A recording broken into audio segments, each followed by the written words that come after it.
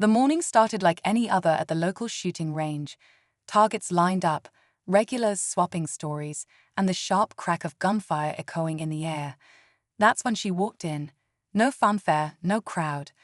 Just a simple woman in worn jeans, a faded flannel, and a quiet confidence that didn't ask for attention.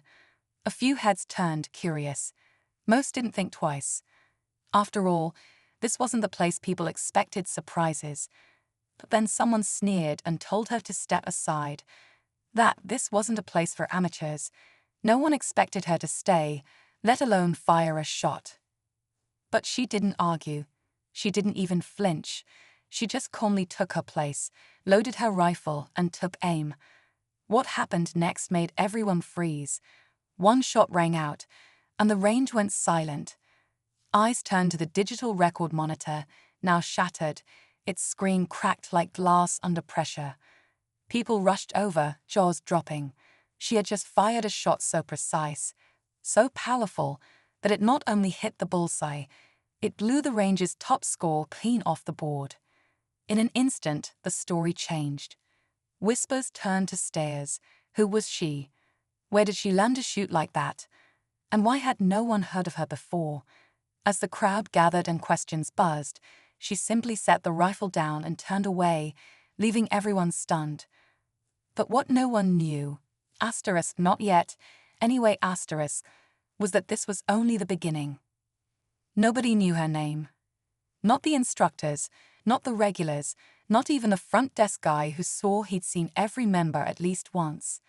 Some guessed she was military, maybe retired, maybe secret ops.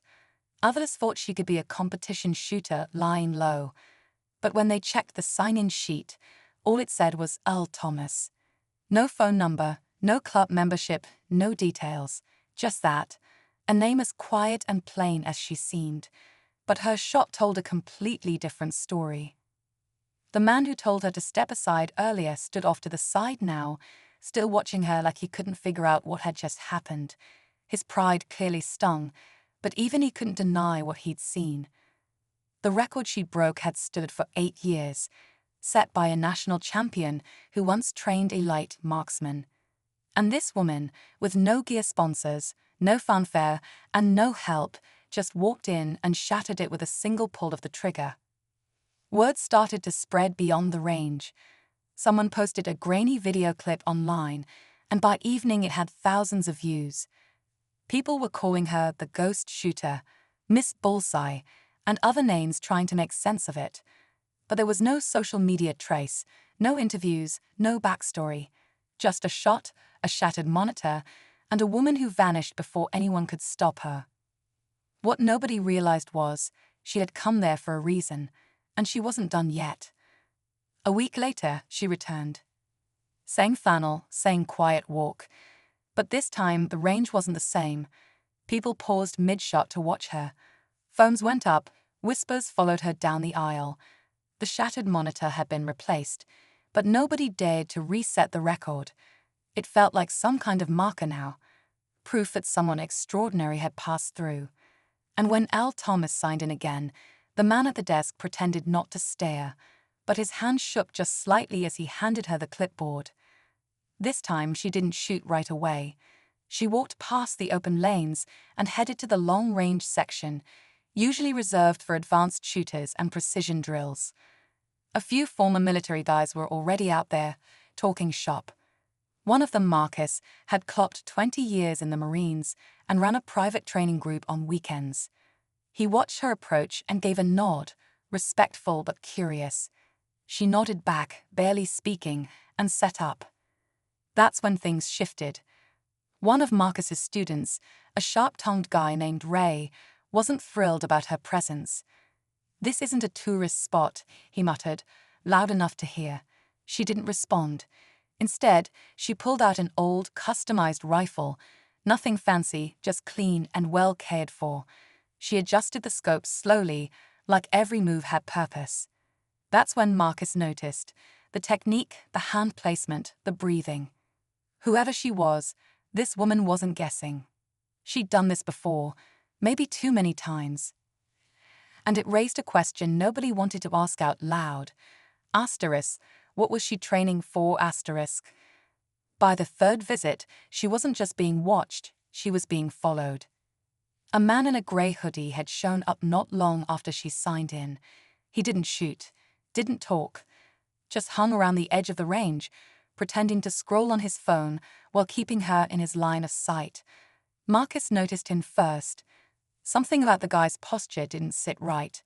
Too still, too alert, like someone trained not to be noticed, but doing a poor job at it around real pros. Earl Thomas, meanwhile, was back in the long-range section, making shots no one could explain. Wind conditions, elevation, distance, none of it seemed to matter. The bullets hit as if the targets had called her name. One shot after another, without the slightest shift in emotion on her face. It was like muscle memory, but deeper. Something learned hard, maybe under pressure, maybe under fire. Marcus finally approached her between rounds. "Where'd you learn to shoot like that?" he asked, casual but not joking. She didn't answer right away, just looked out toward the hills, eyes scanning the tree line. Then she said quietly, "Somewhere you don't come back from the same." It was the first thing she'd said to anyone. That night, Ray's car was broken into. Nothing taken, but his shooting notes were gone. Notes from the session where he tried copying her technique. The next morning, the hoodie guy was back, this time with two more, all watching her lane. Whatever she was preparing for, it was watching her too. By her fourth visit, something had changed in the air. The regulars felt it. Marcus felt it. Even the front desk guy had stopped asking for ID. He just gave her a quiet nod, like he knew pushing too far might invite something no one was ready for. The three men in hoodies were back again, sitting in a black SUV across the parking lot. They never stepped inside, but every time she raised her rifle, their heads turned, eyes fixed through the tinted glass. That's when Marcus made a call to an old contact, someone in law enforcement. Just a quiet background check on the name Earl Thomas. But the response that came back wasn't what he expected. There was no file, no driver's license, no military record, no passport. It was like she didn't exist. But that wasn't the twist. What the contact did find was a flagged security report, an old classified case from over a decade ago, linked to a name redacted under federal order. It mentioned a female operative missing after a covert mission overseas. One line stood out, asterisk extremely skilled, potentially compromised, not to be engaged without clearance. Asterisk. Marcus stared at the message, heart racing. She wasn't just a good shooter, she was trained, buried, and erased. And now she was resurfacing here, at a quiet civilian range, drawing attention that felt anything but random. Then, just before closing time, a fourth man stepped out of the SUV. This one wasn't watching. He was walking straight toward her. The fourth man moved with purpose, tall, broad-shouldered, with a calm that made the others in the SUV look like rookies. Earl Thomas saw him coming and didn't move. She stayed exactly where she was, seated at her bench, rifle across her lap, as if she'd known this moment was coming.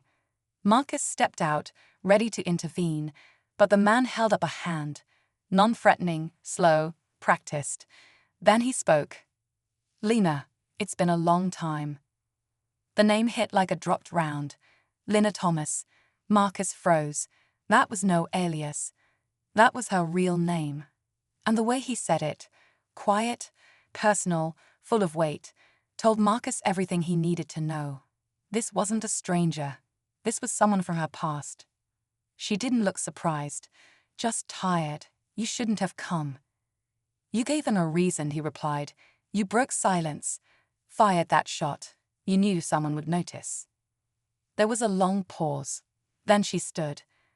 "I needed to know if I still had it, if I was still in control." Control.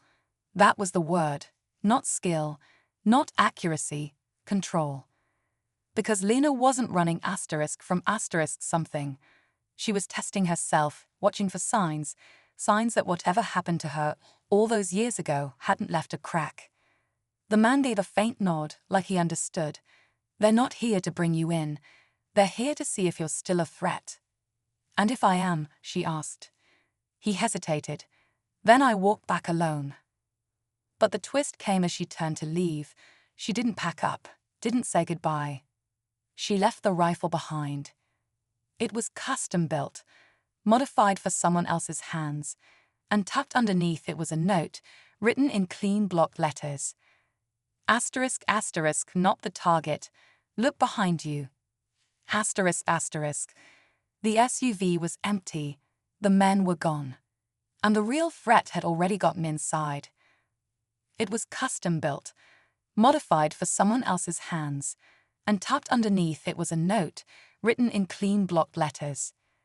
Asterisk, asterisk, not the target. Look behind you. Asterisk, asterisk. The SUV was empty. The men were gone. And the real threat had already gotten inside.